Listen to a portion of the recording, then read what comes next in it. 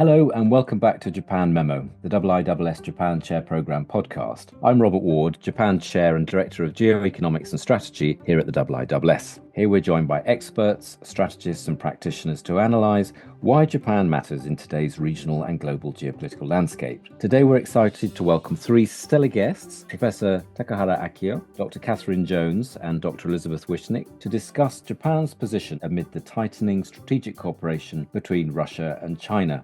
All this, of course, against the background of yet another anniversary of Russia's full-scale invasion of Ukraine approaching, and of course the new Trump administration in the US. Before we get into the discussion, I want to introduce our wonderful guests, Professor Takahara Akio. Akio, this is your second time on Japan Memo. I think the first time was a couple of years ago, so welcome back. Akio is a distinguished visiting professor at the Tokyo Women's Christian University and Emeritus Professor at the University of Tokyo. Akio also currently serves as fellow and counselor at the Japan Institute of International Affairs, JIA.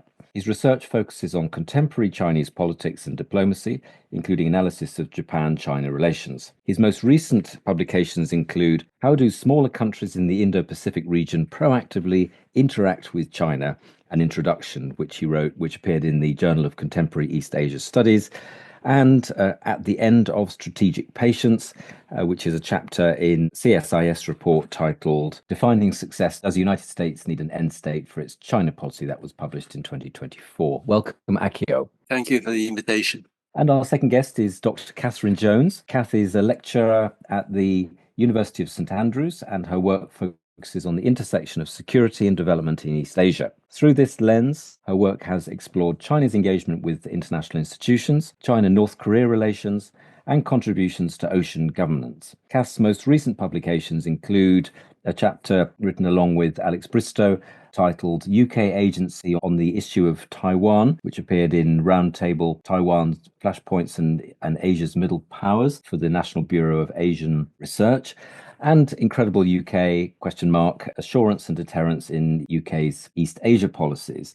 which appeared in the RUSI Journal. Kath is also working on a book project titled Anxious Allies, US Alliances in East Asia, which will be published by Bristol University Press. A warm welcome, Kath. And our third guest is Dr. Elizabeth Wishnick. Liz is a senior research scientist at the China and Indo-Pacific Security Affairs Division at the Center for Naval Analyses, CNA, and a senior research scholar at the Weatherhead East Asian Institute at Columbia University. Liz has a dual regional focus on China and Russia and is an expert on Chinese foreign policy, Sino-Russian relations, Northeast Asian and Central Asian security, and Arctic geopolitics. Her most recent book project includes China's Risk, Energy, Water, Food and Regional Security, which is to be published by Columbia University Press. A warm welcome, Liz. So let's start with a broad look at the strategic context of the Sino-Russian relationship. Sino-Soviet relations were often turbulent, but since the fall of the Soviet Union, Sino-Russian relations have been relatively smooth. The two countries signed a Partnership of Strategic Coordination in 1996 and the Treaty of Good Neighbourliness and Friendly Cooperation in 2001. In 2005, they conducted Peace Mission, the first ever joint military exercise between the two countries, and ratified an agreement to settle a more than 3-century-long territorial dispute. Although the subsequent 15 years has been relatively quiet in terms of bilateral developments, since Russia's full-scale invasion of Ukraine in 2022, bilateral ties have tightened, with Xi Jinping declaring in 2022 at the end of a visit to Moscow that the two countries now have a no-limits partnership. So start with a question to all three of you. Perhaps start with you, Akio. How do you see the recent developments in this Sino-Russian strategic coordination? I don't think it's quite yet a partnership, but how do you see this strategically? From China's point of view, Xi Jinping increasingly understands that he is in a serious strategic competition with the United States. And in order to survive and win this competition, both, I think, Xi Jinping and Putin understand that they need each other, despite the issues that exist between them. So the fundamental interest of both sides is to get together and confront the United States. And Liz, how do you see this unfolding?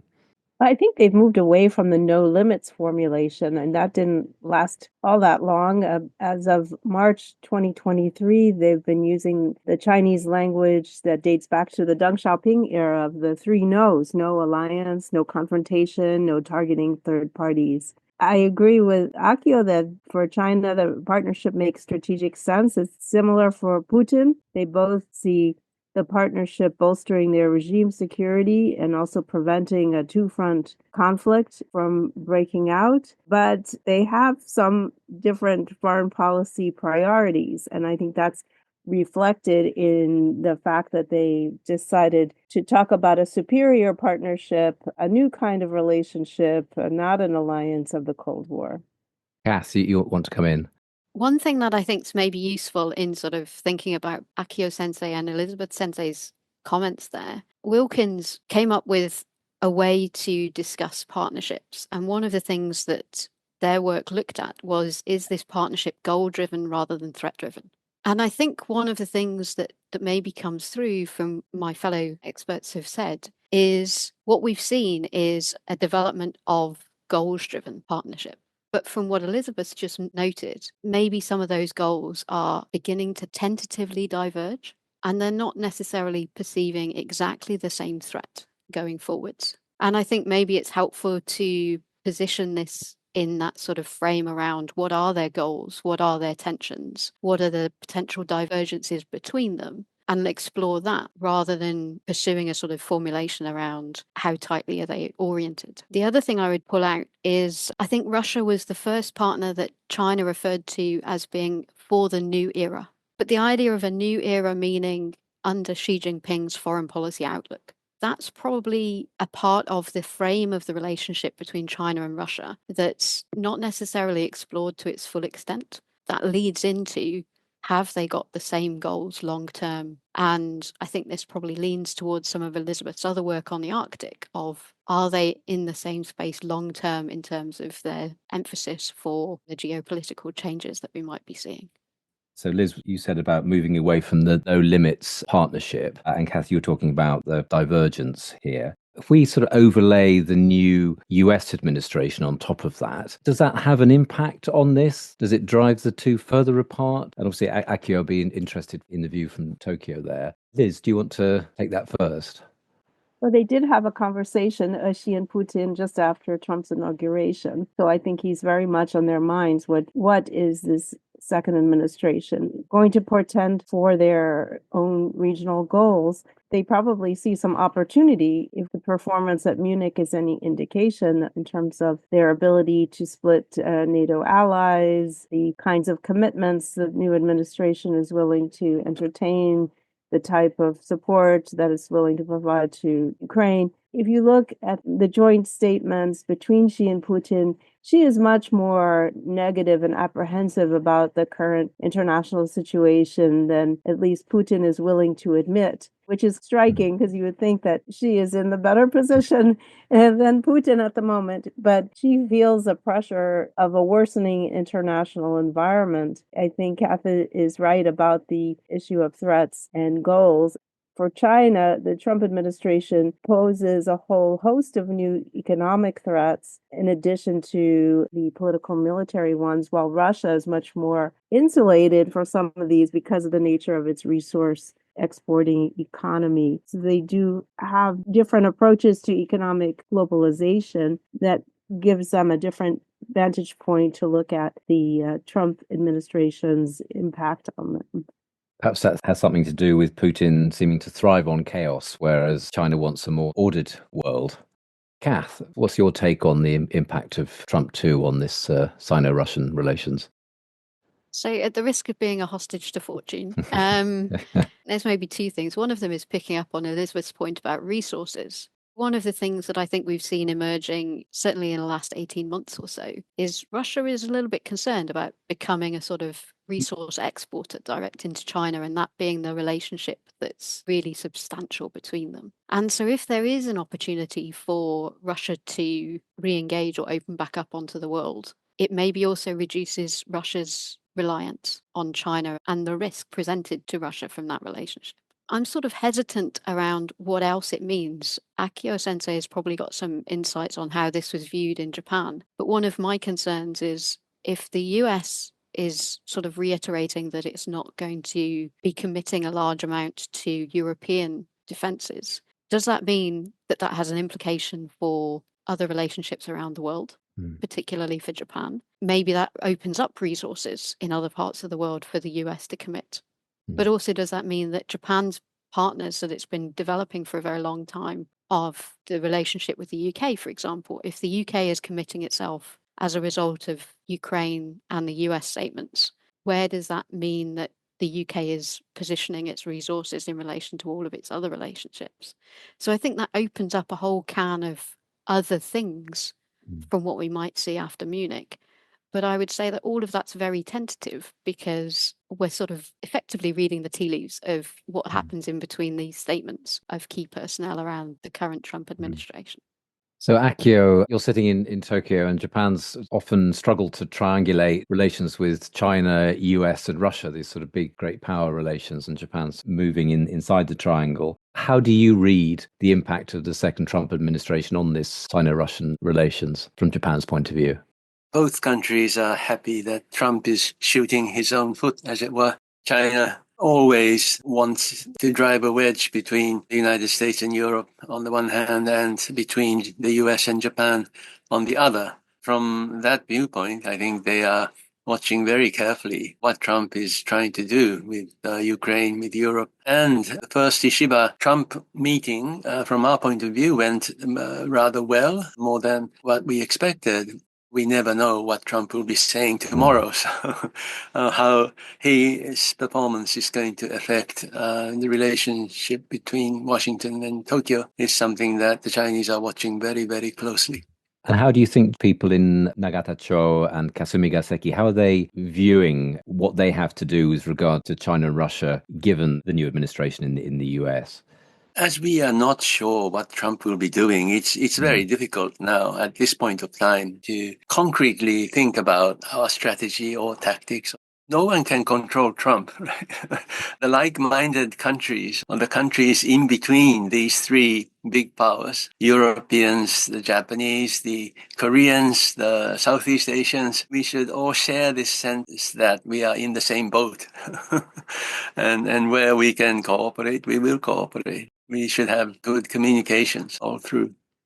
Coming back to the Russia-China relationship, it's worth noting, given that we've got the third anniversary of Russia's full-scale invasion of Ukraine approaching, China's so far has tried to position itself as a sort of neutral party in Russia's war against Ukraine, even though this belies tangible and intangible support for Russia since the invasion. China abstained from voting against resolutions condemning Russia's aggression at the UN, increased its imports of Russian energy. So China's become a key partner for Russia to sustain its economy, and that, of course, has an implication for its war effort. But this bilateral relationship is not one of equals. The asymmetry is clearest, I think, in terms of economic size. Russia's GDP is about 2 trillion, so that's not insignificant. China's is more than 18 trillion. Liz, how does the Kremlin view its growing asymmetrical relationship with Beijing? There are two ways of looking at this. Russia does express misgivings about being a resource appendage to China. This has always been the case. This is not new to the recent period. If we look at it more broadly, I'm not sure that you see the degree of asymmetry that is often mentioned. China is also dependent on Russia to a certain extent. China does not have any other options for strategic partners of the size and military heft of Russia. Its other partners are much smaller and are not Security Council members. And China also believes that overland transport of energy is more secure and has increasingly been purchasing these resources from Russia. So now about 19% of Chinese oil and more than 30% of gas comes from Russia. And so that's a degree of dependence by China on Russia. So I think the picture is more of interdependence, though certainly Russia is trying to engage more broadly, even now with Middle East countries, with India, prior to this full-scale war, Japan and South Korea were also seen as counterweights in the region, as was Australia and even in the US in certain times. Russia has tried to go beyond China in its foreign relations, but now is more restricted in that respect. And so you do see that concern about having to rely much more on China for investment and other economic goods. I'd like to wheel North Korea briefly into the room. We've been talking about China and Russia, and obviously there's a Russia-North Korea relationship. I'm interested, Kath, you've written on China-North Korea relations. What's your take on how Xi Jinping is viewing the formalization of security relations between Russia and North Korea with their mutual security treaty, but also the other sort of cooperation that's going on there? How do you think Xi Jinping is feeling about this? Looking back at the history of China, North Korea, Russia relations, my sense is that this is going to at least cause some disquiet and discomfort in Beijing. One of the reasons for that is North Korea remains China's only formal alliance. So China is committed there and it can't abandon North Korea, whatever we might think about that relationship. But at the same time, what we've seen with the relationship with North Korea and Russia and the provision of North Korean troops to the Ukrainian front line is that there are weaknesses with the troops, with the technology, with the other battle engagement that North Koreans have had. We've also seen some statements from Kim Jong-un in the last few weeks recommitting and sort of surging forwards with nuclear developments from within the regime. And one of the things that I think has been the hallmark of a lot of China's regional engagements, both its border with North Korea, but also its relationship with Russia, has been a steady seeking of stability, making sure that we can maintain China's economic growth and stability within China. And part of that is not having disruption on the borders. One of the things that I think is potentially at least causing some disquiet is, do you end up with a North Korea that is maybe more emboldened to do different things because of its relationship with Russia? That's probably at least a consideration in Beijing. North Korea is also a moment of competition between China and Russia, in that North Korea tends to lean on one and lean on another. One of the things that I think we need to factor into this is North Korea a point of convergence for this partnership between China and Russia, or is it a moment of divergence? I'm personally leaning towards the divergence point, but I would be very interested to see how it's being viewed by both Liz and Akio as to whether they think this is the two coming together. On that note, Akio, can I bring you in? How do you view how Xi is thinking about this Russia-North Korea relationship? In one word, he must be very unhappy. North Korea has been very good at handling these two big powers. This time, it's not a usual cooperation between Pyongyang and Moscow, but sending troops to Europe, making Asia getting involved in a European war, which is quite abnormal, something that hasn't happened for a long time. We are reminded of the first Trump administration. In 2017, the relationship between China and North Korea deteriorated very much because China that year had their party congress coming. The Trump first administration abandoned everything that Obama did except adopting a very tough North Korea policy. And Xi Jinping decided to cooperate with Trump. The verbal quarrel between Pyongyang and Beijing was something that we had never heard before. That episode tells us the vulnerability, the trickiness in the relationship between China and North Korea. In that kind of a very delicate situation, this closing up of relations between Pyongyang and Moscow in a way that's been happening in the past year or so is very, very worrisome for China. What is that going to bring about in South Korea, for example? The South Koreans have started discussing going nuclear. What implication would that have to its neighbors like Japan is of big concern to the Chinese.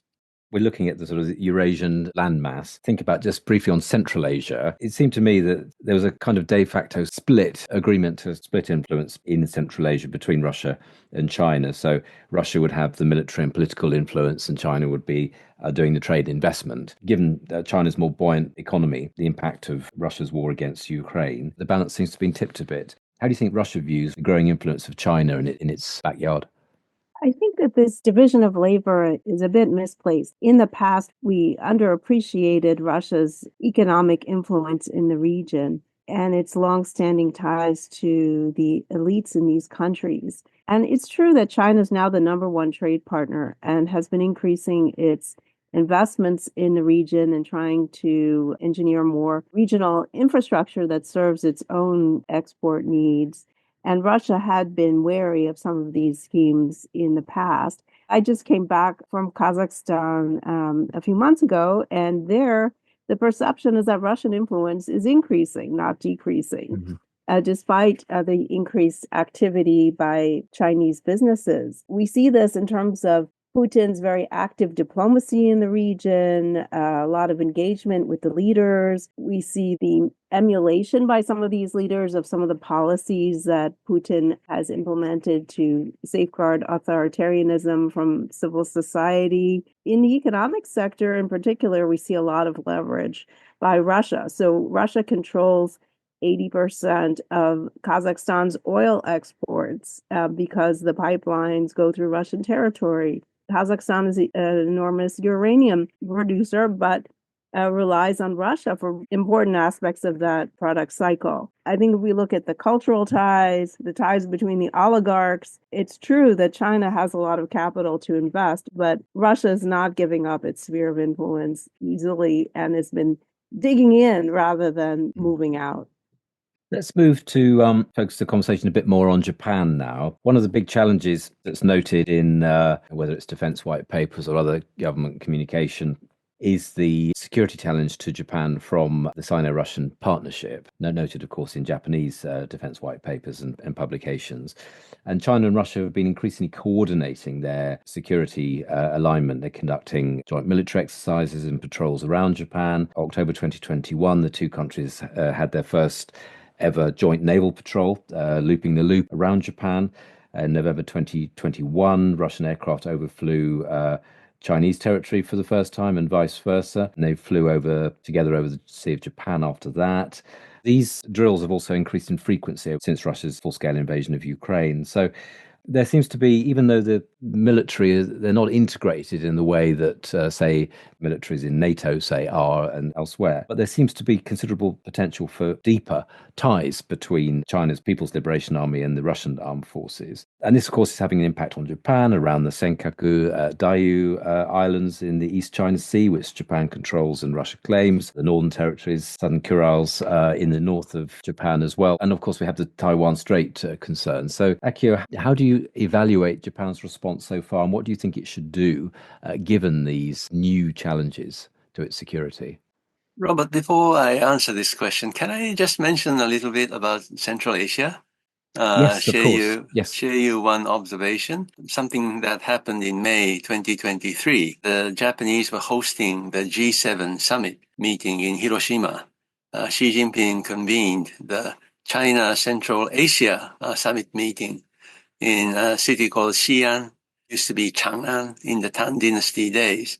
The opening with a welcoming ceremony for this summit meeting was held in the ancient capital Chang'an of the Tang Dynasty, meaning that they have built a fantastic theme park, reconstructing the town of Chang'an in the Tang Dynasty days.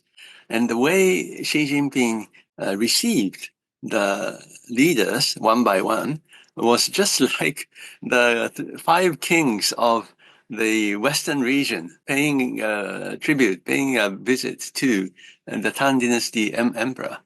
Now, if I was Russian or Putin, I wouldn't be very happy watching that scene. So it was very interesting to listen to Liz's observation in Kazakhstan. It just occurred to me that the Russians are sort of trying to work harder to maintain their sphere of influence in facing this advancement by China or even show of arrogance. Coming back to the Russia-China security cooperation in the neighborhood of Japan, of course, this is of major concern. There's been a rise, as you mentioned, the rise in the level of cooperation and integration of the militaries of Russia and China. And in this context, Japan has no other choice than to strengthen Japan's alliance with the United States and develop ties. We will work hard on this, develop ties with ROK. Russia and China are doing this because they need each other, but we also know that they don't trust each other. There are a lot of issues between them. One person from China told us, a group of Japanese in Tokyo a couple of years ago, that you Japanese like the romance of the three kingdoms, yes? So you understand Shu and Wu, the smaller two countries, they have contradictions between each other, but they need each other. You understand? We understood it very well. In order to compete with Wei, the biggest country, the United States in today's world, they do need each other, but it's not a relationship with full trust. So it's unlikely that this kind of a linkage will develop into any kind of an alliance. For those of our listeners who are not familiar with the three kingdoms history, could you, you've got Yes, Shu, this Wu, is and Wei, give a yes, quick this is three-sentence sure. explanation. This is third century China after the collapse of the Han Dynasty and the later Han Dynasty in the third century. There were three kingdoms that were vying for hegemony, and the biggest country was Wei. The smaller two countries were Shu and Wu. Eventually, Wei conquered the other two, but for many decades, those three kingdoms were vying for the supreme leadership of the country. So, Kath, the three kingdoms, always nice to have a historical discussion in these podcasts. Just to get your take on the Shu Wu Wei analogy and how that might relate to how Japan should deal with this coalescing group of countries on its doorstep. So I always like a bit of history. I've spent last week talking about how should we value history in contemporary international relations in my modules. One of the things I think is interesting from that is how do we move forwards when Japan and South Korea are going to be the weaker players in that three kingdoms image potentially. But there are also tensions between South Korea and Japan. And the current political upheaval in South Korea is also going to play into this. And I think this maybe moderates how close we can, at least in the short term, see South Korea and Japan moving forwards in their own relationship. Just because if we see a changeover in power in the Blue House in South Korea, that's going to have implications for the relationship with Japan. Not only because at least the initial commentaries seem to suggest that we might see a different relationship between South Korea, China, and North Korea emerging from that. And so we might not see an emergence of the Wu and the Shu coming together against a Wei. What we might see is a different formulation of the three kingdoms. So I'd be cautious to overplay the lessons from history. But a lot of that is going to also depend on where the United States comes back in terms of, does it come in to sort of say South Korea and Japan are going to need to come together? Or do we have the same rhetoric from the United States in relation to Northeast Asia that we've had in relation to Europe? The overwhelming need, as Akio Sensei says, the overwhelming need to come together overrides the tensions and the misgivings that persist between South Korea and Japan. And Liz, what do you think is the potential of and the limits to security cooperation between China and Russia? I think we examined the increased frequency and the complexity of their exercises in the Indo-Pacific, and we jumped to conclusion that they somehow share the same goals in these exercises. When I think really the purpose of these exercises is above all training, also signaling to show the neighbors that they have the potential to coordinate should they choose to do so. I really am skeptical that they actually coordinate very much at all. We have seen some exercises as a response to other exercises in the region.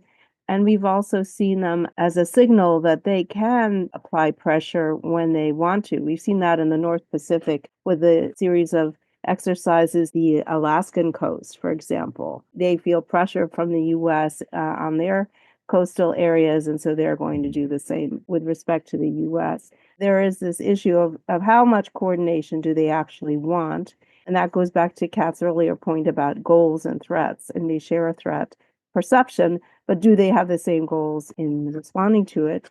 And the other has to do with regional autonomy by other countries. The challenge for China with North Korea is that North Korea is not acting like a docile vassal. It's trying to maneuver between Russia and China. In the year that China thought it was going to celebrate the 75th anniversary of ties with North Korea, instead they have a downturn in relations because North Korea realizes it has options. The same in Central Asia. It's not just a space for China and Russia. You have moves towards regional integration by the Central Asian states.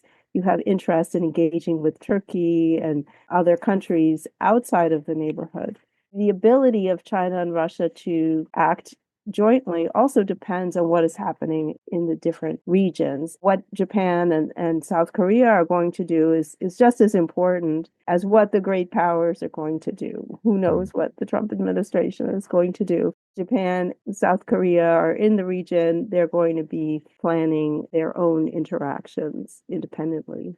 That's a good segue into my question to Akio, actually. I was wondering about Japan's agency here. Obviously, these big countries and North Korea, and of course, in the Middle East, Iran, there is this alignment that we've been talking about. Does Japan have agency here? And if so, how might it show that to further its interests? In the area of security, there's not much initiative that we can make. We rely on a lot of things on the United States, including information, and how much agency can the self-defense forces actually have. Certainly, since many people have started to feel that the United States, we don't know in which direction our country is going to go. And in that context, we are forced to think about all sorts of options and possibilities of linking up with like-minded countries. What's going to be the best way to secure our national interest is going to be, I think, discussed. It is being discussed even more seriously than before with the advent of the second Trump administration. And that's the same here. I was reading in the Nikkei newspaper today, there's an article, quite an interesting one, I thought, about Japan-China economic relations. It was comparing trade 2023 between the two countries in 2005. And Japan's obviously has gone up because China's grown so much since then, so that's not surprising. China's share in Japanese overall trade has gone up since then, but Japan's share of trade in China has gone down. It shows us trade with China is at 20% of Japan's total, which makes it the biggest of Japan's trading partners. But also FDI is going down by quite a lot, actually, over the last year or so. And the numbers of Japanese companies that want to expand in China is diminishing, and those that want to shrink operations in China is increasing. So that triggered some thoughts from me, and plus all those things we've been talking about, plus Japan's economic security policy needs and so on. What sort of economic relationship do you think Japan will have with China in, say, 10 years? It's true that presence of Japanese enterprises in China is not as large as before. There are many companies worried about China's economic future. Today, the amount that we have with China, the amount of trade, amount of investment that we have with and in China is so big. Diversification certainly is the name of the game for everybody. So it's quite understandable that the Japanese companies are moving away from the Chinese market, especially when the Chinese economy is not in a good state. How long is this continue and in which areas? I think we need to check. The most recent case was a huge investment decided by Toyota in China. Panasonic is another case. There are certain huge corporations that are still rather bullish about the Chinese economic future, and others are not. I think it depends. Therefore, the answer to your question would be, I think China will remain to be one of the most important economic partners for Japan for a long time to come. And Kath, before we move to our Japan memo questions, given your knowledge of China as well, do you think that Japan's going to see more attempts from China to sort of court it, warm relations up, as China hedges against the uncertainties of the Trump administration? And if so, how far do you think this can go, given the things we've been talking about? One thing we haven't mentioned in this session was the expansion of BRICS and the sort of sophistication of those networks. With some caution, and I remain to be proved wrong, my suspicion is that China is seeking to diversify further outside of its links with East Asian states. I'm particularly thinking about the supply chains and where it might view to need resilience. I agree with Akio Sensei that I don't think we're going to see a diminishing of the importance of Japanese trade for China. But I think where it's probably going to invest more efforts are in other relationships where it can see potential choke points in its supply chains for crucial capabilities going forwards. From that perspective, in a way that I don't think we saw 2, 3, 4 years ago, the admission of Indonesia to BRICS, the interest of Southeast Asian states of joining BRICS is actually more interesting in sort of thinking about where China, but also where that sort of Russia-China outlook on the world is teetering. But I don't think that should set alarm bells in Japan going right now, because I do think the relationship's economic trend is going to be to continue that. But I think both sides will start to diversify, but into different spaces potentially. Liz, you wanted to come in. One other factor we didn't mention today is rising Chinese nationalism. That has historically had a big impact on the economic relationship between China and Japan. And we've seen that recently with statements about radioactive water coming from the Fukushima plant and the associated sanctions on Japanese fisheries. This nationalistic turn is accelerating under Xi, and that provides some constraint on the development of economic ties. Japan has always been useful to the Chinese leadership when it wants to assert nationalistic positions.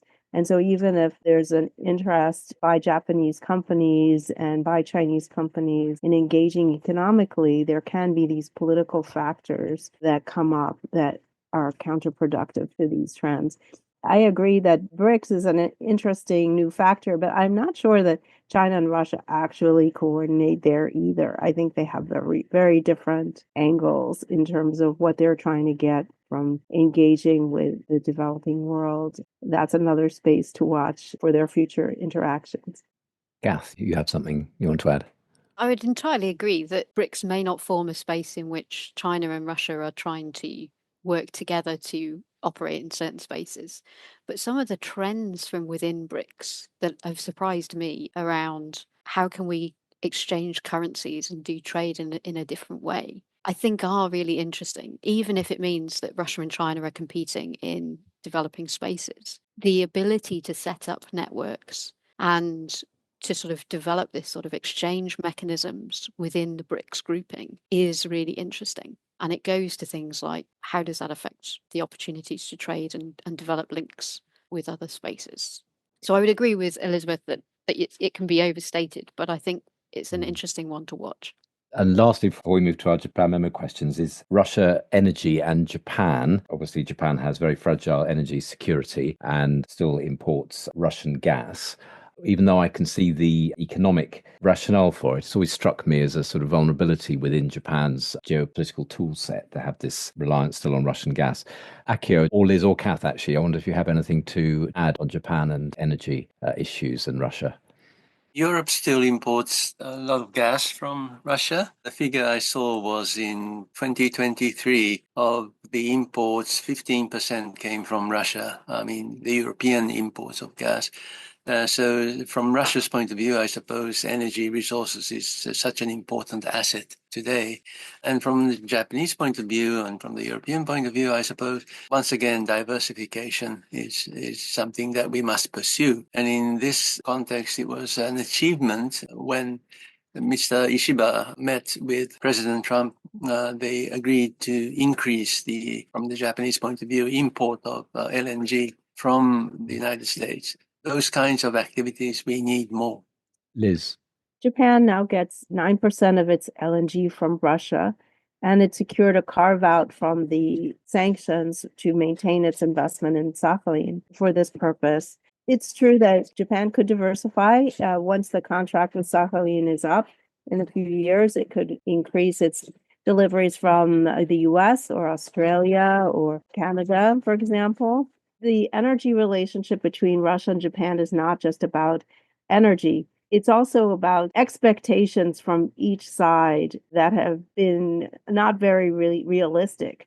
Because Russia for years looked at Japan as this savior that could invest in the Russian Far East and help develop Eastern Russia. And Japan has looked to this energy relationship as a way of addressing the outstanding bilateral issues over the peace treaty and the islands. And neither hope is likely to be realized. And so I think the energy connection is a prisoner to these misplaced hopes. It's necessary for both sides to move beyond it if they're ever going to have a mutually beneficial relationship. Kath, did you have anything you wanted to add? No, I can't think of a more beautiful expression than prisoner to misplaced hopes. On that note, on that bombshell, let's move to the Japan memo questions. We ask all our guests the same questions, and we had some fantastic answers. So much looking forward to what you're going to say. And there's two questions here. The first is whether you have any book recommendations for listeners who wish to understand Japan. And the second one is what you think people get wrong about Japan. So, Akio, this is your second time round, so we're making you work doubly hard to think of something else. So I can't remember what I said last time, so maybe I'm going to say the same thing. If that happens, I'm sorry. But as for the book recommendations, if I may, I would recommend two books that I was involved in making. One is in English, Japan-China Relations in the Modern Era.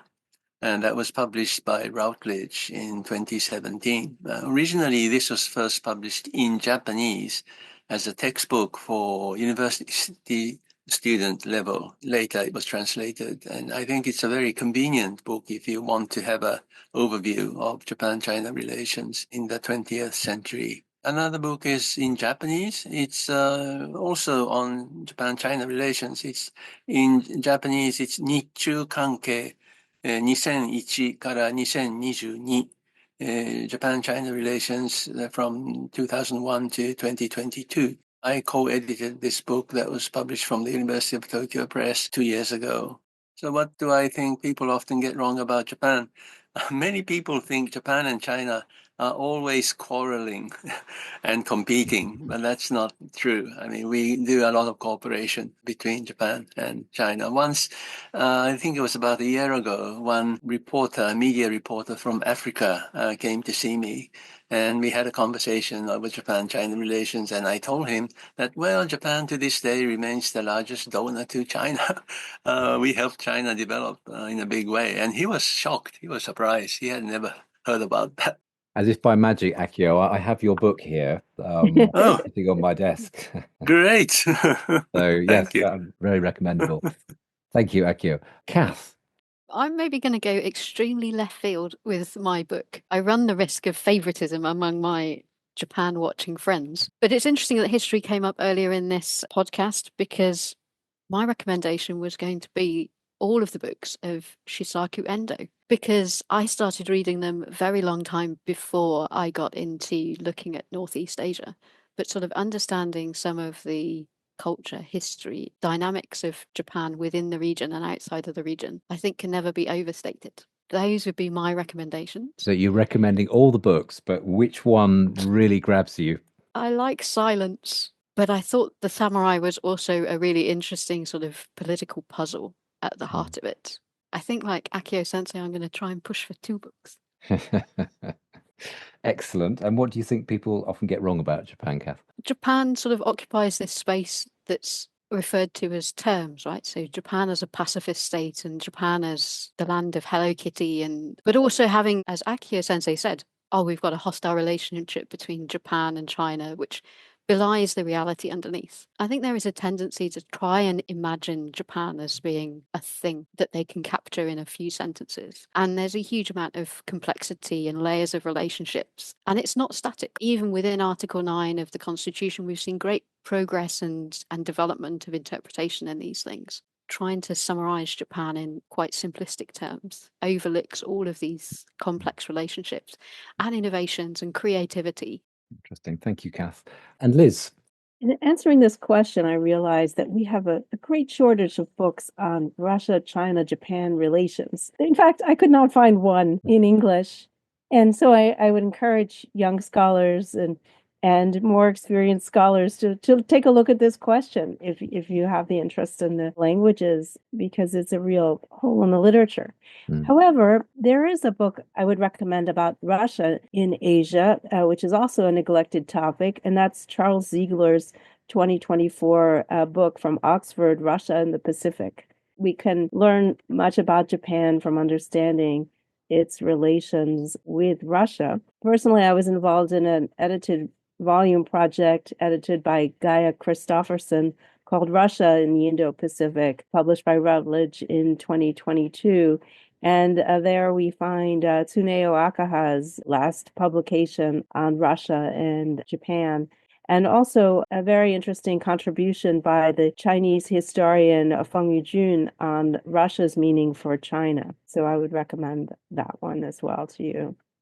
We need to look historically, as my colleagues have suggested, and see how important Japan has been as a constraint on Russia's freedom of action in the region. If you look historically, this is certainly the case. And for another project, I encountered a Japanese map from 1904 looking at the history of Russian eastward expansion. And it showed the concern that was present at that time of the Russo-Japanese War about Russia's role in the region. And so this is not a new concern for Japan. We need to, I think, look at the Russian factor as a part of the history of East Asia and a part of Japan's history. Interesting. And yes, interesting that you've rightly identified the whole the sort of gap in the market for Russia, China, Japan relations. Some thoughts on that, giving me some food for thought as well. Akio, Kath and Liz, thank you so much. You've ranged over continents and between countries and permutations of bilateral relations as well. So thank you so much for your thoughts. They've been really rich discussion, so very grateful. To our audience, please do follow Akio, Kath and Liz on their social media accounts. Details of how to do this will be in the show note. And thank you, as always, to our listeners for joining us on another episode of Japan Memo. If you have any comments or feedback, please contact us by email on japanchair@iiss.org. That's japanchair, all one word, @iiss.org. If you enjoyed this episode, we urge you to subscribe to Japan Memo on the podcast platform of your choice.